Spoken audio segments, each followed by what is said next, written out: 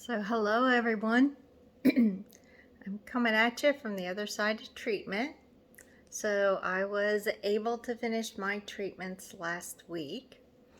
It was an end that wasn't expected in the way that it happened, but I'm glad that it's all done. So the last week was challenging in that I think I just started to get toxic from all of the chemo I've had, and my legs literally just kind of stopped working very well. I was missing steps and falling. So they stopped treatment, two treatments early, but my radiation oncologist said that as far as he was concerned, I was still within the range of finishing treatment.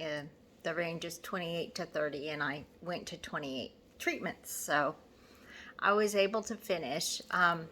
During that last week, it was really hard, and I was trying to get some doctors to listen to me, and I wasn't being very successful with that with the Dayton doctors. And, I was talking to the Lord about it, and he told me to choose joy. And I was like, okay. So, it wasn't the message I thought I was going to hear. I thought maybe there'd be some comforting words in there, but in the end it was. And so I just did what I always do in the middle of the night. I turned on worship music, and I couldn't actually get up. I was kind of laying on the couch because my legs weren't doing so great.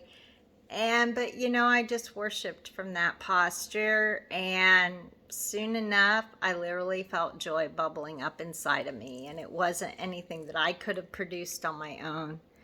And I just thought, oh Lord, how precious you are to give me this in the middle of this, and to remind me that you have my path worked out, and that it's going to work out. And in the end it did. The radiation oncologist decided to stop the treatments, and I think it was probably a good decision. And so that's a really great thing. And I was reflecting back just through the journey. While the journey's not over by any means, this is a big milestone to finally be done with the treatments. And just so much gratitude came over me. And while I would never want to have this again, or wish it on anyone else, it has taught me a lot of lessons that I wouldn't trade for anything.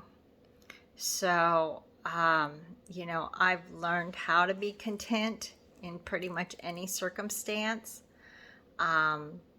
I've learned how to find joy in just about any circumstance.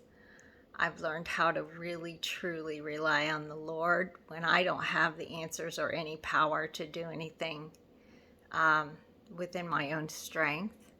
I've learned how faithful He is, and how He will fill the gaps and bring what you need. I've learned from many of you, the way that you've reached out to me taught me how to reach out to others, and in a more meaningful way. I've learned how to war, but yet have peace at the same time. I've really learned how to hear from the Lord, and how to trust Him and follow Him and be obedient very quickly rather than debating it or delaying it.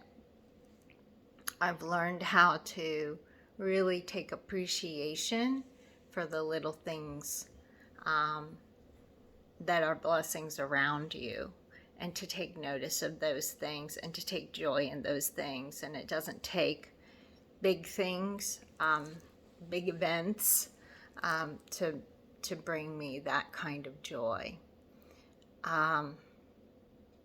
So I just wanted to truly thank everybody for the way they've reached out. So many have done it in so many different ways. All of the meals, all of the prayers, all of the cards, all of the texts, all of the flowers, all of the gifts, all of just checking in. So many of you have been carrying me throughout all of this, and all of you were part of God's help for me. And so I just really wanted to thank you, because I know that all takes effort to do that. So thank you from the bottom of my heart, and I really hope that I'm going to be coming out on the other side of this. Where I am right now, I have a lot of repercussions from the treatments that I've had and the surgeries that I've had. There are some primary functioning body parts that are not functioning well. And so I'm hoping that I'll be able to recover from those as the chemo leaves my body, as the radiation leaves my body, and those effects will lessen. But just pray that my legs return to normal and the pain goes away. The neuropathy is pretty severe. It's up over past my knees. I can't even right now finish a grocery trip or anything like that. I'm very limited in my mobility, except for around the house. And my bowels are really not working well either, which also keeps me close to home. So I'm anxious to be able to go out and do a lot of things. I can do some things. On some days I'm okay, but I'm never guaranteed that I'm okay throughout the whole day, so it's a risk. And sometimes I take that risk because it's just worth it. So, but I was talking to the Lord about that and how, gosh, I thought I'd feel better on this side of things, and I was a little discouraged with that. And again, his word has always just guided me, and he just reminded me of Matthew 11:28. And this is a very common verse that everyone has heard from, but he really just kind of spoke to my heart in it. And he just said, "Come to me when you're weary and when you're burdened, and I will give you rest. Take my yoke upon you and learn from me, for I am gentle and humble in heart, and you will find rest for your soul. For my yoke is easy and my burden is light." And when I really thought about that, and I thought about the yoke that the oxen would wear, and how I thought about a double yoke, where they're side by side. And when they're side by side in that harness, they can't move independently. They have to move together with each other, right? And, he's saying, take my yoke, and he's going to steer, and I just follow. And he will walk right beside me. And he will guide those steps, literally. So while I don't have answers to things right now, if I stay in his word and I abide in him, he's going to take those burdens and he's going to step and he's going to guide my steps, probably literally right now. And it makes it easier. And he has done that this entire journey, so it shouldn't be new news to me. But as I go through each phase, sometimes I need reminders.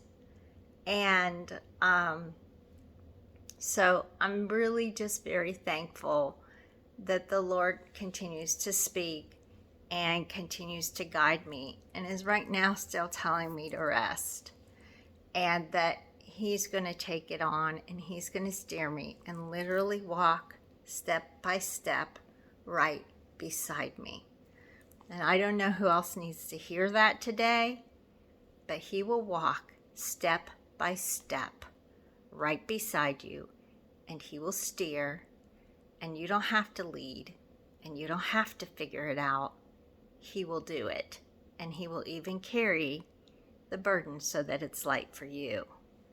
And so I'm trusting in that right now, and I'm I'm thankful for the people around me who are having patience, because it seems like sometimes the expectation is, oh, you're done with treatment, you rang the bell, it's all great. And it is. That is a huge celebration. And it doesn't mean in some people's journey that they're able to still go out and do all the things and return back to 100% normal. Normal's different now, and my body is still recovering. And so while I was like, okay, I can go get a job now and I can, catch up with my friends, I can't right now.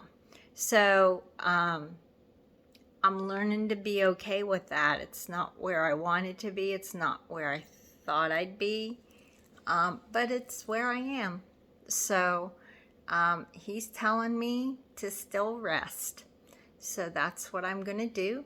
And I'm going to walk beside him and trust him day by day. Thanks, everyone. I'll check in with you. My next scans are in November. And so I'll probably check in around then.